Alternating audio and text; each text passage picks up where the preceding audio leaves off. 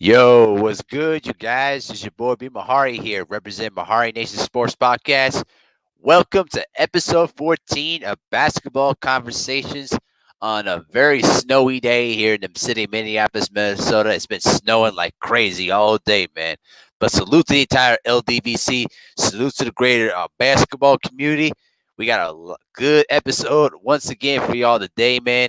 So if y'all just tuning in, make sure to smash the like button here too. And also, for all the new people that are just coming in, make sure to hit the subscribe button and hit the bell icon for all the latest notification when I go live. I already see some people already in the chat right now. We got Trick Nolte and we got Nitty G in the house there too. So what's going on, y'all? How y'all doing tonight, though, man? So much love for y'all. So let's get down to it. With no time to waste, let's get down to it.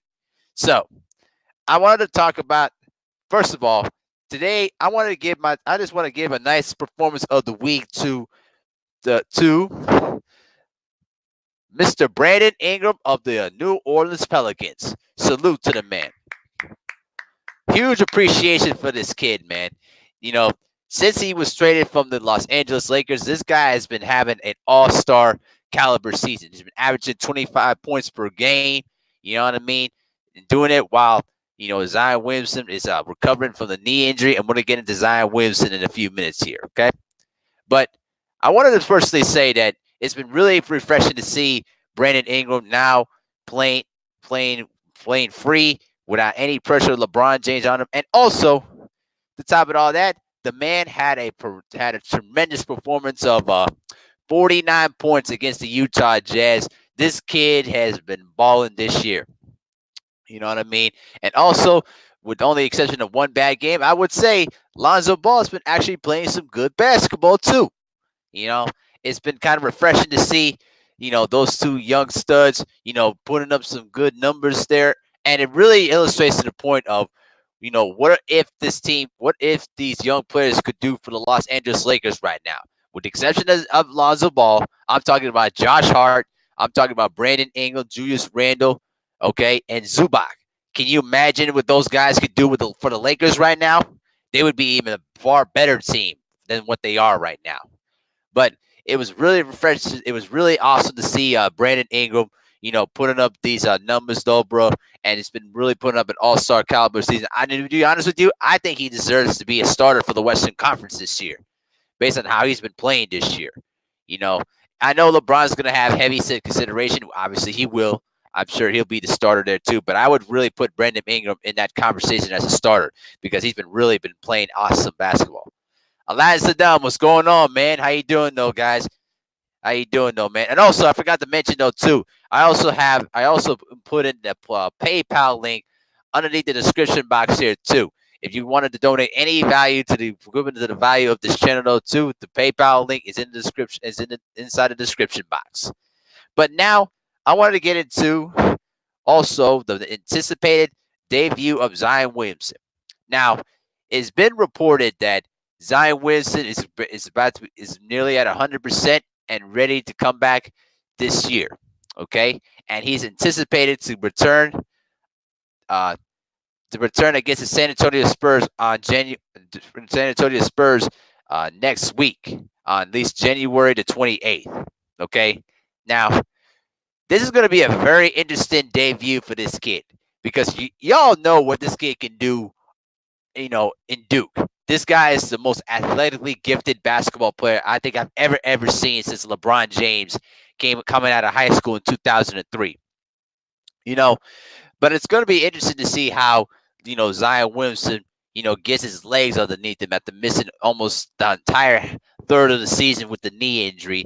And I think him and Brandon Ingram should be a very interesting young pair, that there should be an interesting duo together. And with Lonzo Ball, throwing lob passes to those guys, it should be interesting how the New Orleans Pelicans can really make some moves out there. Now, they're too young right now to really make a playoff push, but keep an eye on those Pelicans down the line, especially if Zion Williamson can stay healthy and Brandon Ingram can stay healthy and put up, these kinds of numbers this year, what they're capable of.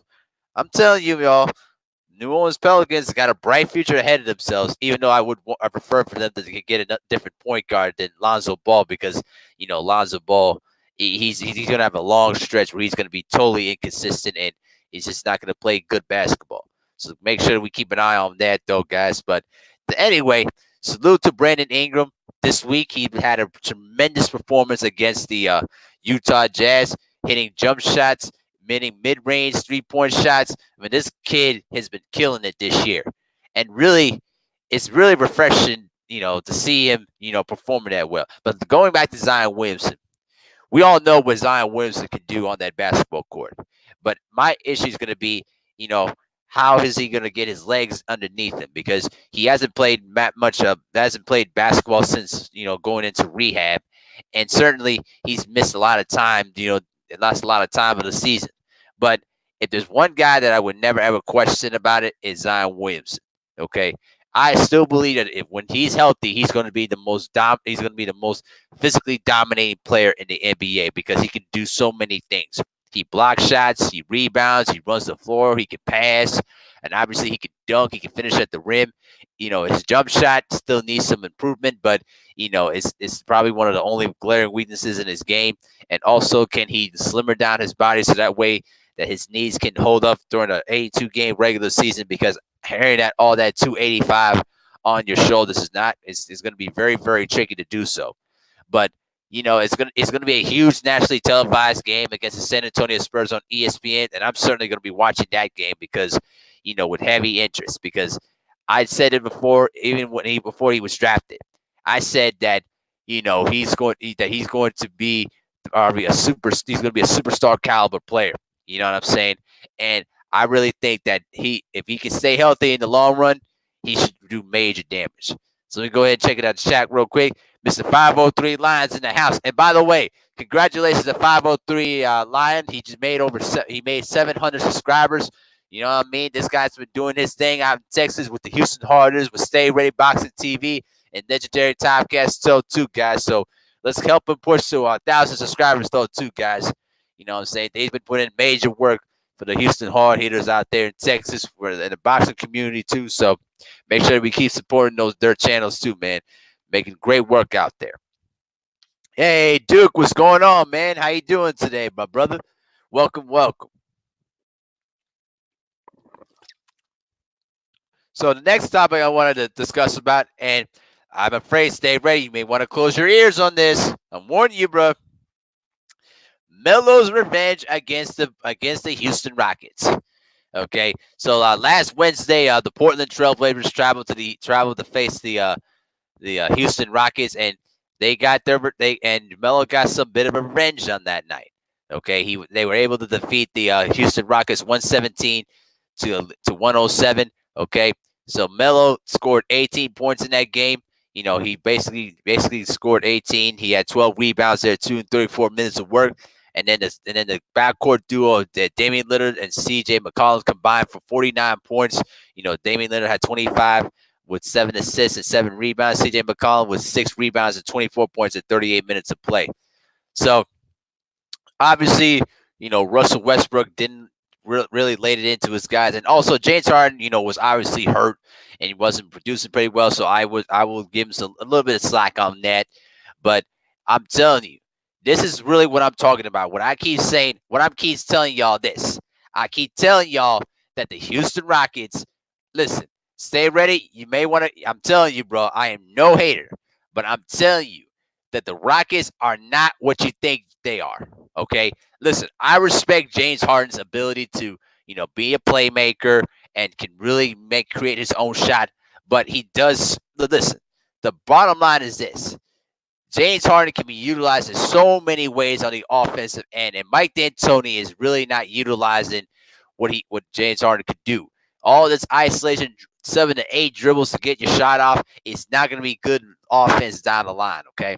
And I'm really happy with that Melo was able to stick it to the Houston Rockets, and particularly to Daryl Morey, who tried to blackball this man out of the NBA, okay? And the thing is, Russell Westbrook and James Harden, they are basically dominant players in the regular season. But when it comes to the playoffs, they always fall short because they always try to keep their foot on the gas pedal, but they don't know how to how to interchange themselves and manipulate their paces a bit. They sometimes force the issue a lot, and so sometimes they would take crazy shots or crazy contested shots that is basically unnecessarily, you know. And that's how Damian Lillard was able to, outplay and outscore Russell Westbrook during last year's playoffs, because Damian Lillard knows how to play with the rhythm the rhythm of the game and let the game come to him. The same issue that also applies with James Harden, because again, I am not taking away what James Harden can do. Harden can finish. He can score with either hand. He could dribble like no other. He's mastered the 0-step dribble. Okay, but the thing is, listen. The thing is that you got to be able to interchange what the defense is going to give you in the postseason. And the Rockets have shown that they just do not make the key adjustments during postseason time. That's why I criticize the Rockets as heavily as I do, because I want them to do well. I want them to really, really win a championship. I want them to be better than what they are. But the key thing is they need to change their offensive identity and basically play together, where they basically share the rock together. And more importantly, they don't have to rely on James Harden providing 40-plus point games. Okay? And plus, D'Antoni is not going to be your coach that's going to get you to a championship. He's the regular season coach. He'll get you a lot of regular season victories, but when it comes to the playoffs, he don't know how to adjust. And that's what happened the other night. They just did not make the key adjustments, and as a result, they lost. And I was proud of Carmelo to really what he's been able to do. By the way, I think that Carmelo right now, if the Blazers really wanted Melo to be the number one option right now, he would average at least 23 points per game right now. See, right now, Melo, he's averaging. Let's see here. Right now, Melo is averaging, as I pull up basketball rec. Right now, he's averaging 16 points per game. Okay, and the truth of the matter is, if they really wanted to really stick it to the Rockets, he could have had 25 points on Wednesday night. But it wasn't meant to be. But I was very happy that Mills was able to, get his revenge on the Rockets, and the way he was able to do it, he just let the game come to him. He just took his normal shots, and he was able to hit them. And I really do think that the Brooklyn Nets made a major mistake not signing Carmelo Anthony, because he would really be a big boost right now, particularly with Kyrie, dealing with his injury issues, and with Kevin Durant, coming back next season. I think that right now, I think that Carmelo Anthony is going to be on a pace to be most improved player this year, bar none. Just give me 1 second. There we go. So go ahead and check out the chat real quick. Duke says, MehariNation Sports Podcast, salute 503 lines laughing. And he also said they got mellowed. Yep, they certainly did. Duke says, doing good, young brother. No, good thing, man. 503 says, facts. They are regular season MVPs. Yeah, I tried to tell Stay Ready for years, bro. I've tried to tell Stay Ready the truth about it for years. The man just does not want to believe the truth. Nitty G says, facts. Duke says, I find it hard to stay in tune in basketball these days. It ain't what it used to be. I know, bro. I understand, man. I listen. If I wanted to take a time clock, I would turn it back to the 90s and the 80s where the league allowed players to play defense. But unfortunately, the way that the rules are set up, was more geared to the offense. It's not even if you sneeze on the player right now, they'll call that a foul. I mean, it's unbelievable. Chick Nolte asked the question. Let me post it in the chat real quick. Chick Nolte asked, Mehari, who was a better young Tatum? Kidd, Jackson, Mashburn, or Ball, Zion, and Ingram? Oh, good question. See, I never liked Jim Jackson. I always felt that Jimmy Jackson was a cancerous player, even when he was in college. I never really was sold on him, even in the draft. I don't know. I think that Kidd and Mashburn could have been a good tandem together. I think that Ball. See, I don't like. Listen, if I chose Ball, I would be choosing over Jason Kidd. I don't want to do that. So out of spite, I had to pick Jason Kidd, Jackson, and Mashburn over Ball, Zion, and Ingram. But it's not listen. Listen. Cade was a better point guard coming out of college than Lonzo Ball was, and it would be very, very difficult for me. Listen, if there were any other point guard besides Lonzo Ball, I would have said Zion and Ingram, but it's because it's Lonzo Ball is the starting point guard, and because Alvin Gentry is reducing his minutes because he's been playing inconsistently this season.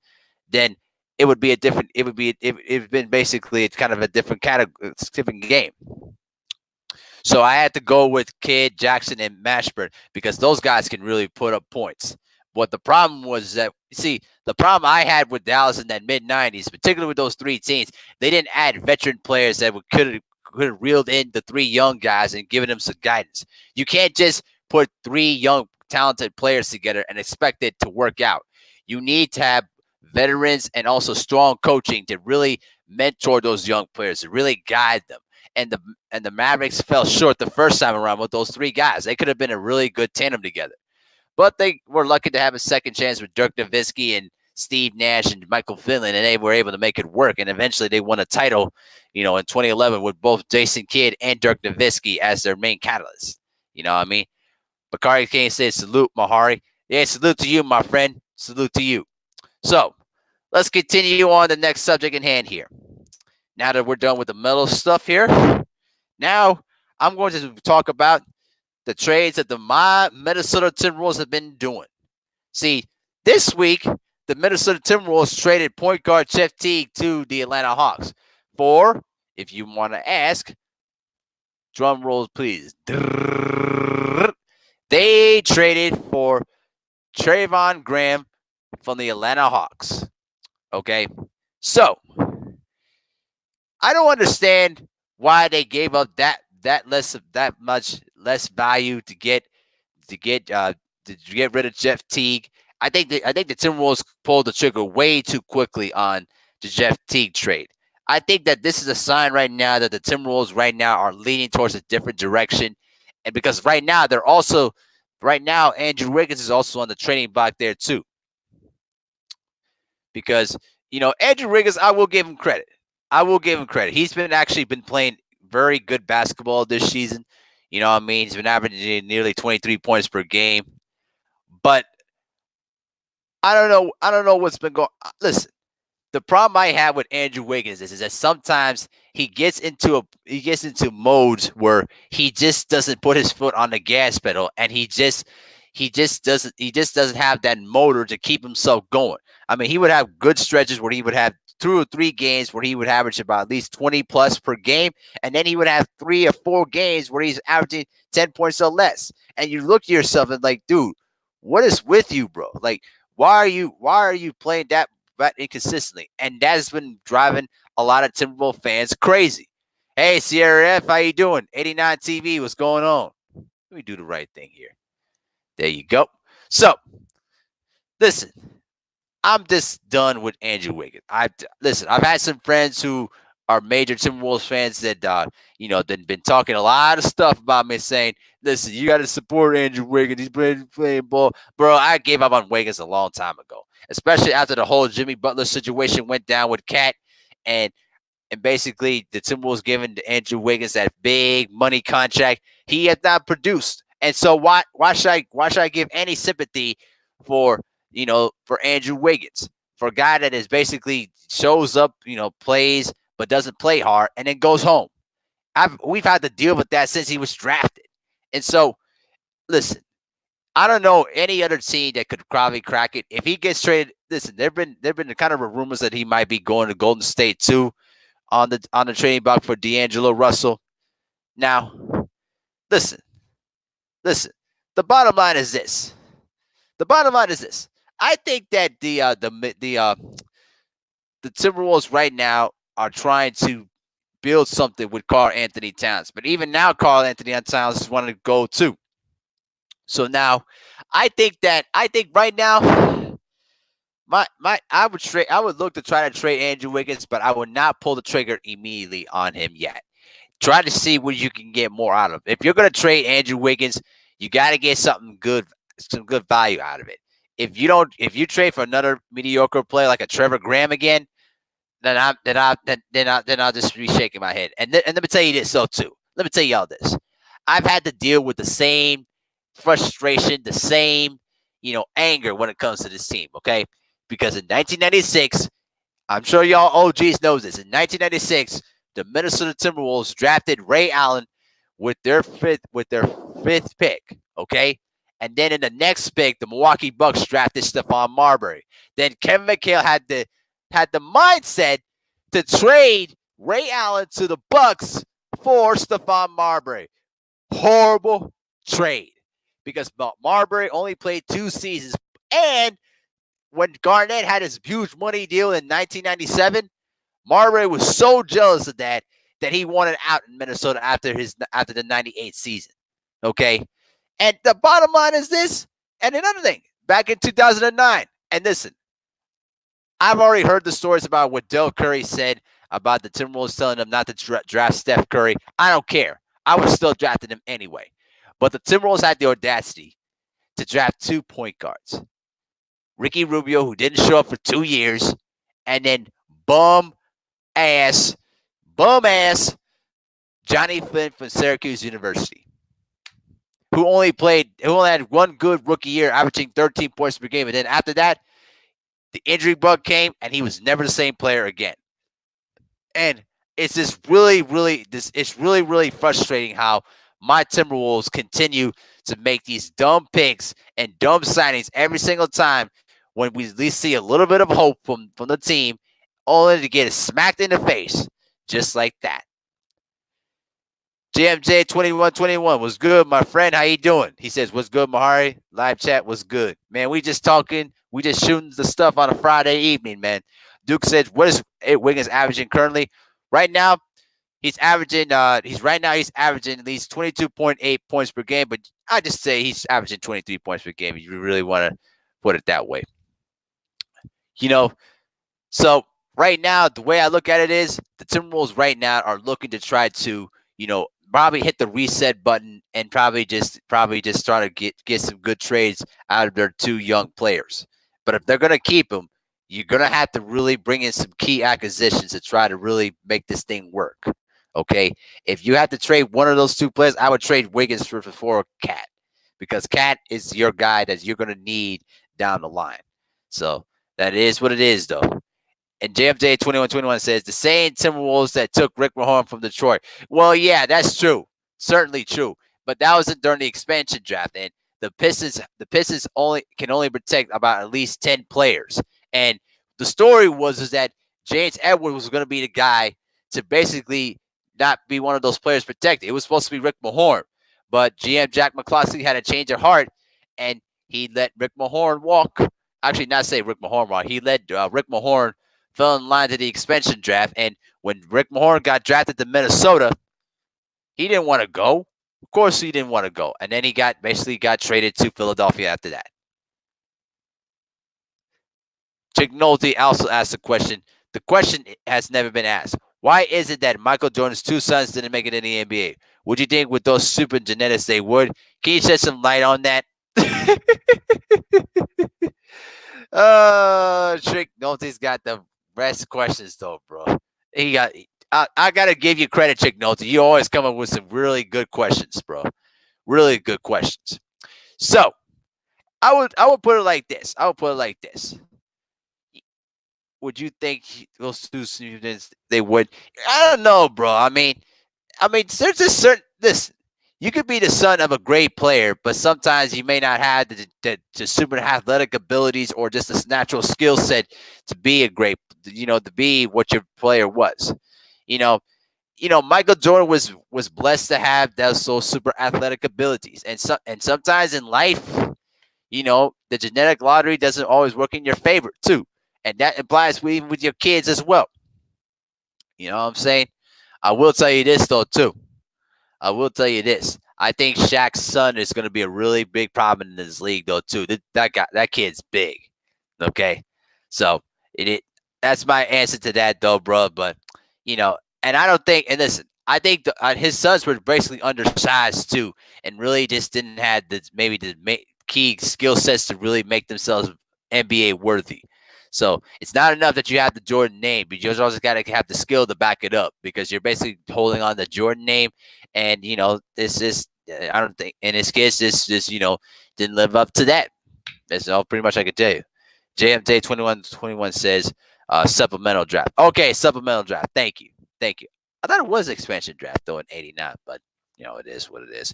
So, with that out the way, now we're going to get into the meat and potatoes of this live stream tonight. So, we already talked about, the performance of the week. We talked about Zion Williamson's return next week, and we talked about the Wolves making trades right now. Now, we're going to get into the meat and potatoes of the whole live stream. So, just as earlier today, I was basically, going around Twitter, and then I popped up, some videos from Ticket TV and Too Raw from TV, and I found out that Stephen A. Smith on Twitter suggested that Giannis Antetokounmpo should go to the Golden State Warriors. And when I heard about that, I immediately shook my head and shout out, hypocrite and double standard. And here's why. You basically trashed Kevin Durant all of 2016 for jumping from Oklahoma City to Golden State. Okay? Calling it the weakest move in NBA history. And so I thought to myself this. Why are you suggesting this when you basically trashed on Kevin Durant the entire time when he was in Golden State? And I'm going to tell you why. Because these media people, they like to play this double standard game to suit the guy that they want to push. Okay? Listen.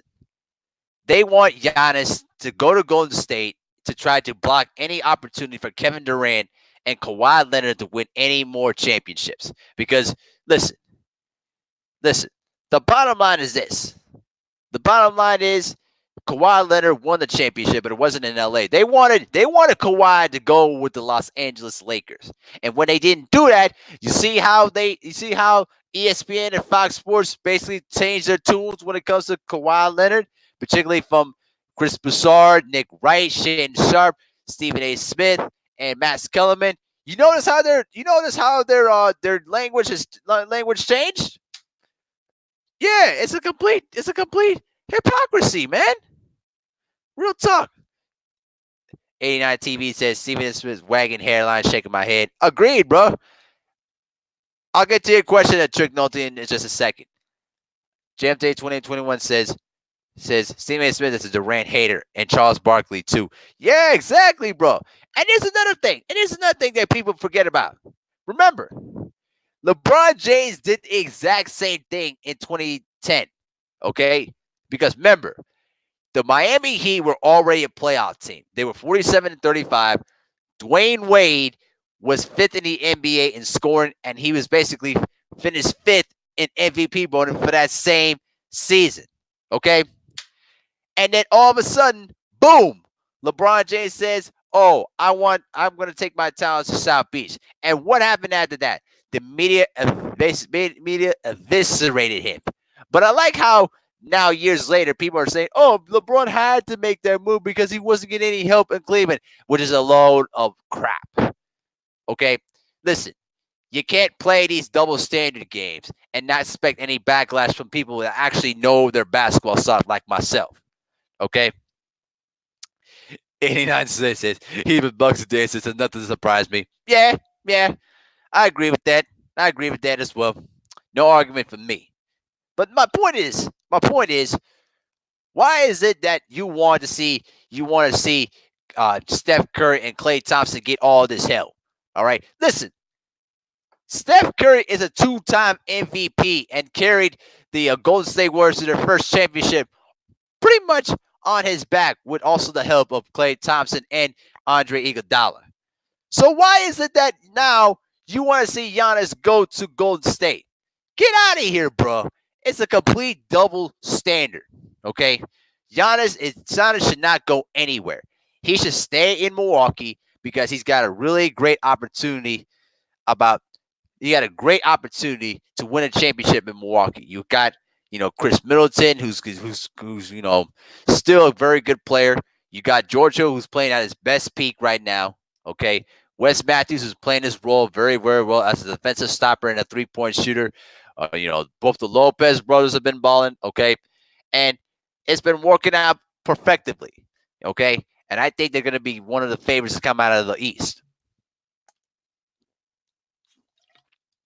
So right now, they want to see Giannis go to Golden State, so that way Kawhi and Kevin Durant, the two players that the media hates, don't get opportunities to win championships.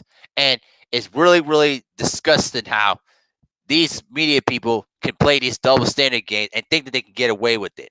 Nope, not here and not anywhere else. All right.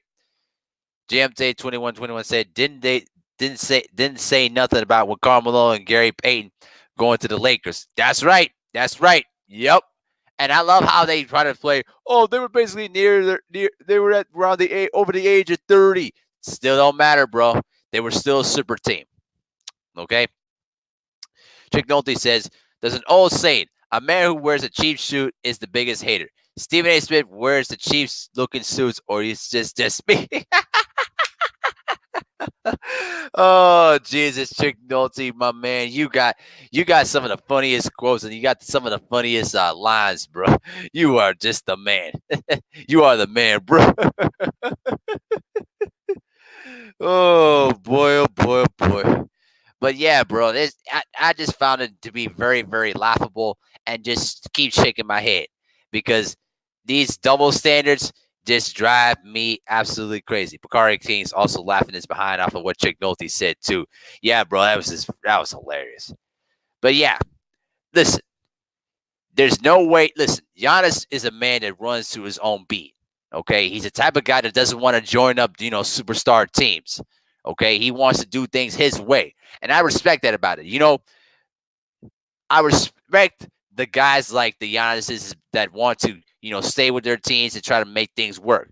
Now, if it doesn't work, then I can't really blame him for that if he stayed a long time in his team that drafted him. I miss the old times where all the star players stayed with their teams and tried to make it work. Okay, and they only had to be traded was when they knew that the writing was on the wall with that team. So, and most times, loyalty in sports don't mean a damn thing. And that's what it is about sports. But back to my point, though. My point is Stephen Smith's a hypocrite. You said a lot more worse things, and you've been on camera, saying these things, okay? And the worst weapons in media is a microphone and a camera. Because once you say something on the record, you can't take it back. And we're going to certainly be on Stephen A. Smith's case as the season goes on. Okay? Y'all hold on 1 second.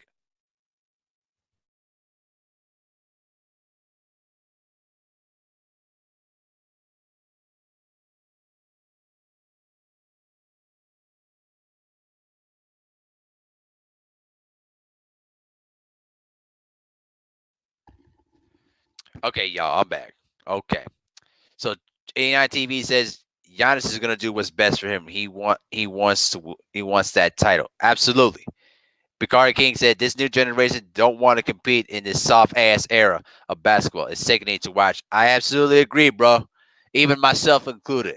I was born in the 90s where you had to play as a team and star players stayed with their teams.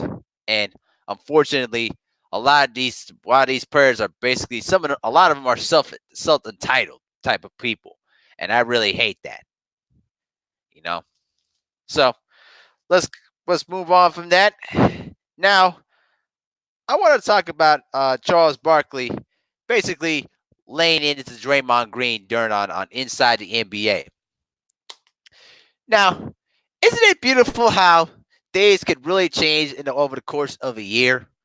How Draymond Green was talking all sorts of garbage, all sorts of junk towards everybody, and there was nothing anybody could do to shut his mouth because his team was winning. How the roles had changed. Basically, Charles Barkley laid it into Draymond Green saying he's a walking triple single. And I was literally dying laughing about that.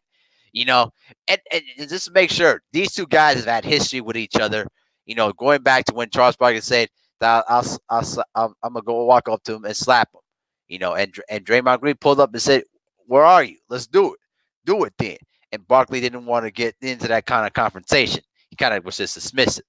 So now that the Warriors have been losing a lot this year, Draymond Green has been kind of quiet and very, very silent. You understand?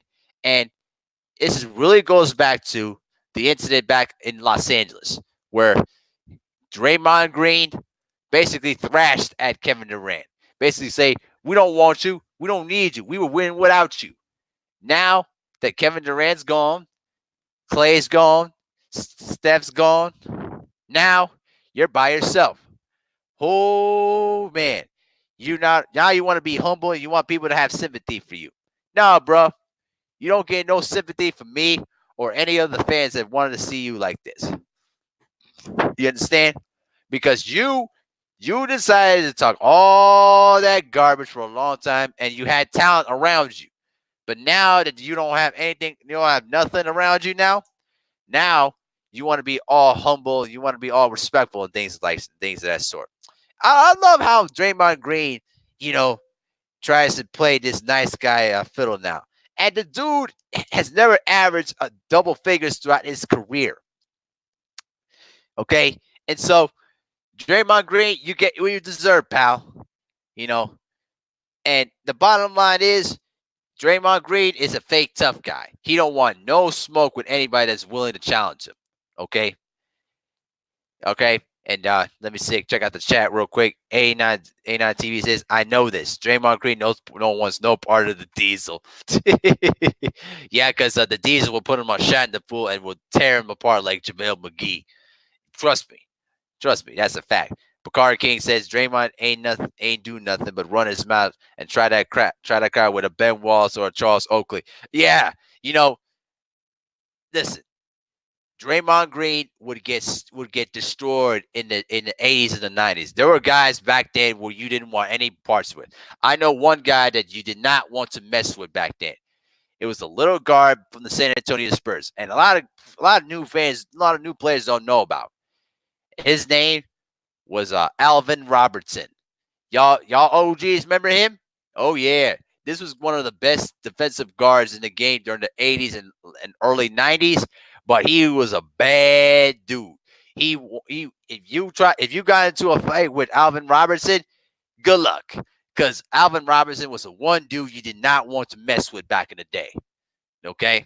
Playing for the Milwaukee Bucks, San Antonio Spurs. I mean, this guy, basically, it was a crazy MF on the basketball court, and the dude was a savage off the court.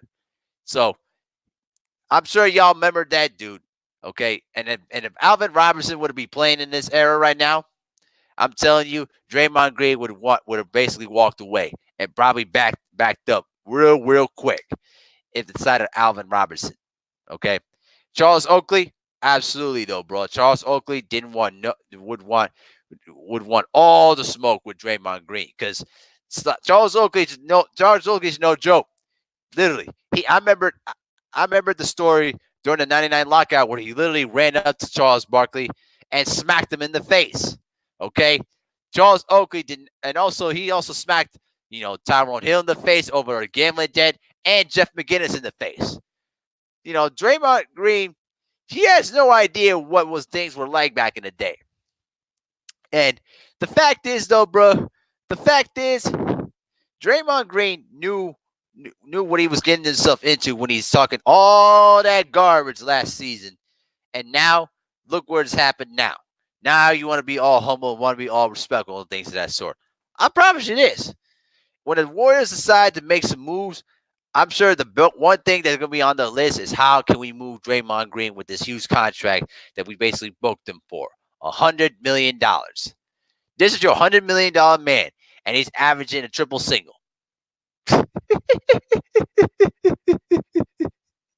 I'm not giving any sympathy for Draymond Green. You're not going to get it from me. You're not going to get it from anyone else. Nope, not going to happen. And listen, as much of a joke Charles Barkley can be on television, particularly on TNT, I I gotta tell you, I'm sure it must have been the delightful experience for Charles Barkley to basically lay it into Draymond Green. You understand? And let me tell you this too. And Bakari King says Larry Bird too. Oh yeah, Larry Bird was a bad dude back then. Larry Bird was from French Lick, Indiana. All right, he saw all sorts of crazy stuff back then. Dude wanted to fight with everybody. Listen, he got into a fight with Dr. J. Listen, Dr. J rarely gets into fights with anybody, but he got Dr. J to take a swing at him. He got Bill Laimbeer that's basically did a tackle on the guy, and Larry Bird came back swinging at Bill Laimbeer. Okay, Laimbeer was no joke back then. Listen, Laimbeer, if he wanted to approach the Draymond Green would not know what to do, and especially when you got Rick Mahorn on the side too. Yeah, good luck with that. You understand me? Ooh, Trick Notice got a question here. He said to Mehari in the chat, name the top 5 dunkers 6'5" and under of all time. Mine are Spud Webb, Nate Robinson, Robert Pack, Kevin Johnson, Allen Iverson. Woo! Good question though, bro. Very, very good question. Well, I'll start. I'll name my dunkers of who are the from 6'5" and under. Um, Obviously Spud Webb has to be in the list there too. The first smallest player to win the slam dunk contest. Um, Robert Pack, because the dude had like major hops. I mean, if y'all had not seen Robert Pack's dunks, particularly when he was in Denver, whoo, that kid can sky. Number 3, I got Spud Webb. I got Robert Pack. I got Steve Francis though too, because Steve Francis could also sky too. So I got Spud Webb, Robert Pack, Steve Francis. Um, I may have to go with Nate Robinson too, because he won the dunk contest 3 times. Okay, and then I have to go with Kevin Johnson. And if y'all had not seen Kevin Johnson dunk on Akeem Olajuwon during the '94 playoffs, it is sick. It is absolutely sick. Not really anybody dunks on Akeem. And Kevin Johnson went baseline and just threw it over Akeem's head. But let me show y'all a video of Robert Pack's dunks back in the day. Let me show y'all a video here real quick. Robert Pack. Oh yeah, right here. Okay, let me share the screen right here.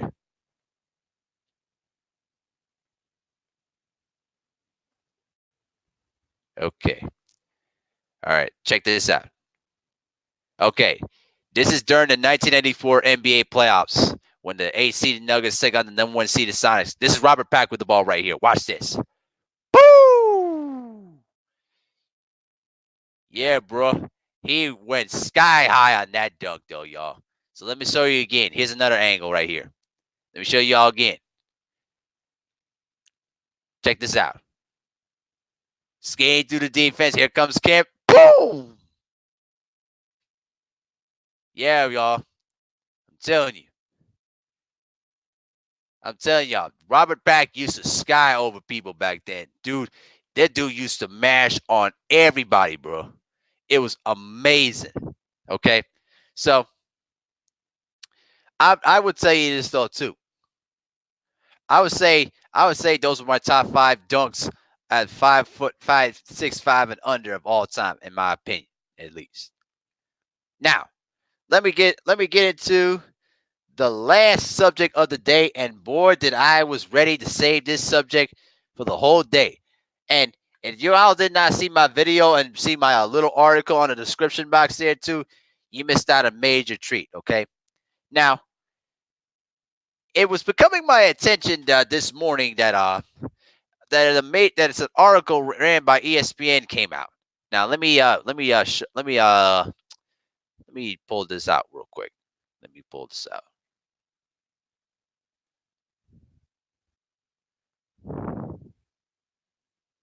Hold on. Hold on. I just gotta go ahead and pull this out real quick. History. Okay.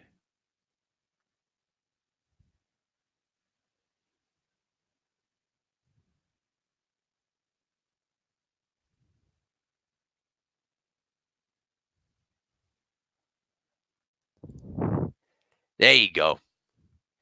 There you go. According to a report coming out from ESPN by the name of Kevin Arnowitz, okay, now this report comes out that the LeBron James actually respects Jason Kidd's IQ.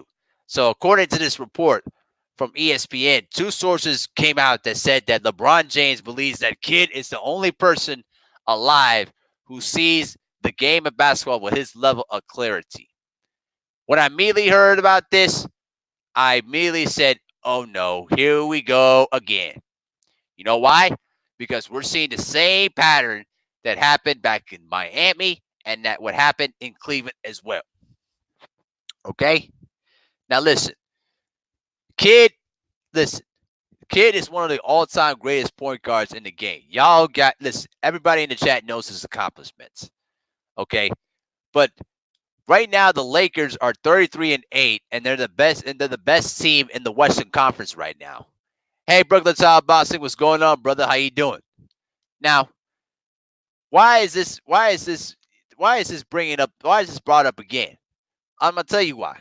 Because LeBron and his camp wanted Jason Kidd as the head coach instead of Frank Vogel. Okay? And this is the same kind of consistent pattern that we have been seeing with LeBron James, going back to when he was in Cleveland. Okay? Because remember, during the 2015-2016 season, okay, they were the best team in the Eastern Conference. They were 30-10. They were basically playing good basketball. Nothing was a problem. But LeBron James did not want David Blatt as his coach. And it goes back to the 2015 playoffs when basically LeBron James overruled a play that David Blatt was going to execute. And that was actually off of the game-winning shot against the Chicago Bulls. My Chicago Bulls. I'm still a little bitter about that. But since that time, LeBron and his crew didn't want David Blatt as the coach. And after 40 games into that year, they let David Blatt go like a bad habit and brought in Tyronn Lue. Okay? Then the only reason why it paid off is that eventually they came back down 3-1 to beat the Golden State Warriors that went on to win 73 regular season games. Okay? Now, listen, there's nothing going on wrong with the Lakers right now because they're actually the top team in the West. But what's going on is that LeBron is working behind the scenes, trying to manipulate the Laker management into removing Frank Vogel and bringing in Jason Kidd as the head coach. And this has been the exact problem that a lot of people have been having about LeBron James. This is why LeBron makes us shake our heads because he's been doing the same thing to Kyle Kuzma, all because he didn't want to sign with Rich Paul and his management team. Hey, Queequee, what's going on, beautiful? Yeah, peace sign to you, sister. Peace sign to you. Okay. Now, my 2 cents is this is really coming down to the same narrative again, but there's nothing especially to rip about because the Lakers are the top team in the Western Conference right now. Only the problem is they can't beat the Clippers, and I'm afraid it could be his kryptonite if they lose to the Clippers again. Because the Lakers facing the Clippers again, as I look up into the schedule right now, they don't play the Clippers again. They don't play the Clippers again until January 28th. Okay, so it's basically next Tuesday. This upcoming Tuesday, actually in 2 weeks. In 2 weeks, they go against the LA Clippers again on national TV. Okay? And if they lose to the Clippers again, people are going to riot over this. But my point is that, listen, the Lakers right now are playing good basketball. They just need to improve in some key areas. They need another backup point guard, and they need another shot creator. Okay? Listen, this is the same thing going on with the Kyle Kuzma situation. LeBron tries to manipulate and tries to control every single narrative that's being thrown out there when criticism comes his way. And I'm getting sick and tired of this. This is why LeBron James gets hated a lot, and rightfully so, because he tries to control and tries to manipulate the narrative to support his bias, and it's really, really driving me crazy. All right. I'm getting sick and tired of this LeBron doing this every single organization he goes to. He tried to do the same thing in Miami. He was doing the same thing in Miami because he wanted Eric Spoelstra gone and he wanted Pat Riley. And if it wasn't for Dwayne Wade convincing LeBron, listen, Eric Spoelstra's a good coach. Okay? Listen, he did the same thing too. And plus, he didn't even inform LeBron James that he was leaving back to Cleveland. Okay? And then when Dwayne Wade was brought over to Cleveland, LeBron didn't even have the courage to tell Dwayne Wade, "Listen, we're gonna try to trade you back to Miami." LeBron basically looked at Dwayne Wade and said, "I don't know what's going on. I'm not controlling anything," and that's a lie. That's a flat out lie. LeBron wants to build another super team because he knows. Listen, right now, LeBron James is basically playing in his 17th season in the NBA. Okay, he's 35 years of age. He's been averaging nearly 25 points per game and been averaging at least 10 assists per game, which is his career high. But you can't listen. LeBron can't keep this up for too long because listen, Father Time is undefeated, and I don't know. And listen, by the time this is LeBron James's last season to grab that elusive championship because now when next year comes back, KD's coming back. The Splash Brothers are coming back. You got to contend with Kawhi, okay? You got to contend with Giannis. Brooklyn Top Boss say LeBron is king. No, man.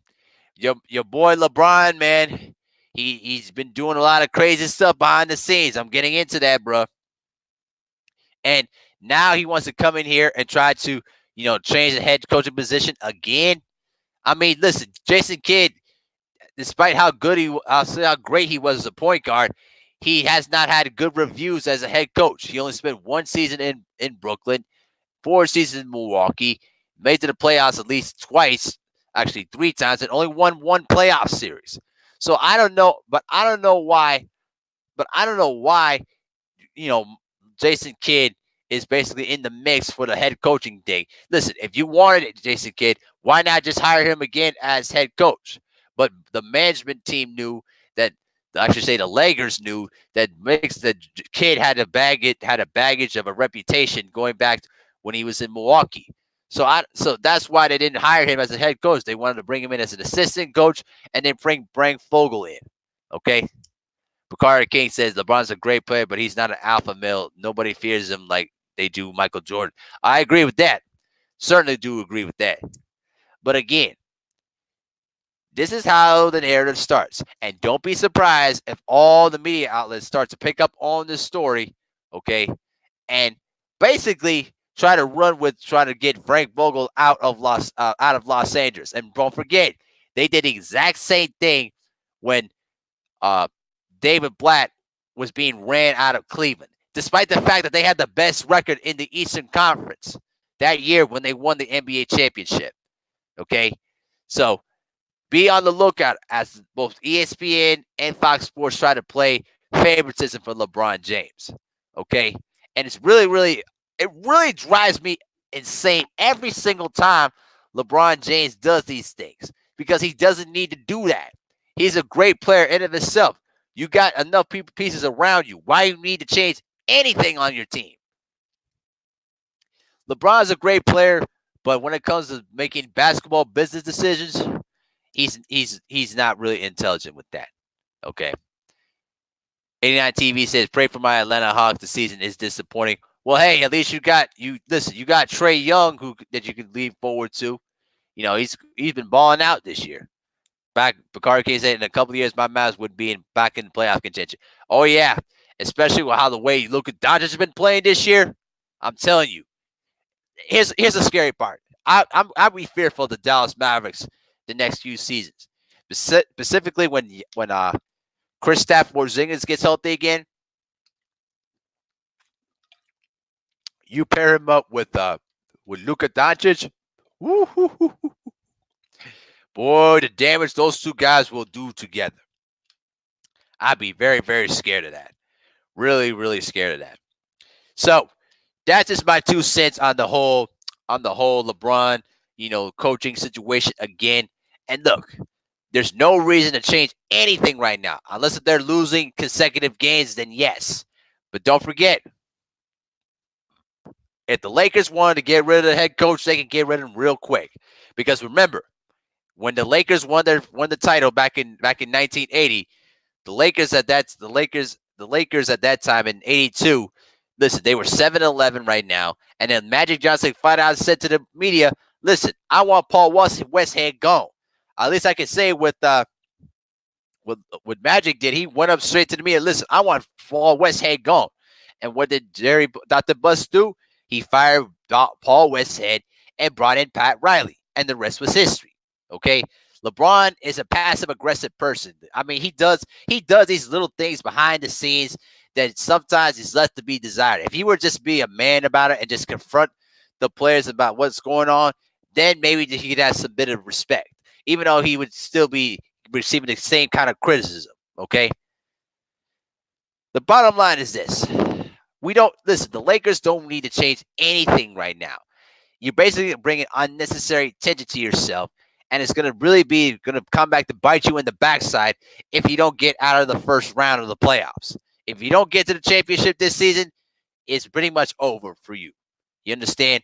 And again, the Lakers right now, they need to find a way to beat the LA Clippers because, as Shakita said, the Clippers ain't just an ordinary team. Kawhi is a beast, and he makes sure that he kills the Lakers. Oh, yeah. Particularly because right now, the Clippers don't fear the Lakers right now. The Lakers right now need to prove to themselves that they can beat the LA Clippers in the regular season before the playoffs. Because with those two teams meet in the playoffs, the Clippers can say, hey, we've beaten this team so many times. They're easy work. You understand? And so the Lakers are having more pressure on themselves right now than I would say the Clippers are at this point. So we'll see how this turns out, though, too, guys. So, but that's basically what all I have for you today, guys, on all the topics that we were talking about today. And my free topic of discussion today, though, my most underrated and probably the most underachieved player, in the history of basketball, the most unappreciated guy is Mitch Richmond for me, because this was a guy that basically played the two-guard position and knew how to shoot the ball with efficiency. And unfortunately, because he played for a losing team in Sacramento, he didn't get the kind of recognition until he deserved, until he got into the Hall of Fame. And I feel like that his career really is a duplicate of what all the players that should be. He was a big two-guard that could defend, he could shoot the ball, and basically can run off screens better than anybody. It was somebody that Michael Jordan didn't like to defend against. You know what I mean? And just this, it is what it is. I wish that Mitch Richmond could have played for a better team, somewhere else. I wish he would have stayed in Golden State. That would have been a really, really great combination. But particularly with Hardaway and Mullen together back in those heydays, if they would have had a big center there too, boy, the Warriors would have been a great team in the Western Conference in the 90s. But it just wasn't meant to be. You know what I'm saying? So, but that just is what it is, though, guys. But I want to personally thank everybody in the chat, though, guys. It was really, really fun today. You know what I mean? I'll be back next week with another episode, with episode 15. But also for all the people that just coming in, though, too, okay? I also put in a PayPal link underneath the description box here, guys, where you can basically donate any value to the equivalent to the value of this show today. Okay, we're doing a lot of small videos, and I'm making a lot more live stream to really engage with you guys, though, too. So we're on the mission to try at least to get 1,000 subscribers. It's gonna take a long, hard fought road, but I believe that it will be possible. So I wanted to make sure that all the people with wrenches, make sure that you share this channel on your social media platforms and try to get people to engage. Brooklyn talk about saying, imagine Mitch Richmond in today's NBA. Dude, he would average about at least 30 points per game with the value of the 3-point line. Okay, he could probably break NBA records in his sleep right now with 3-point shooting.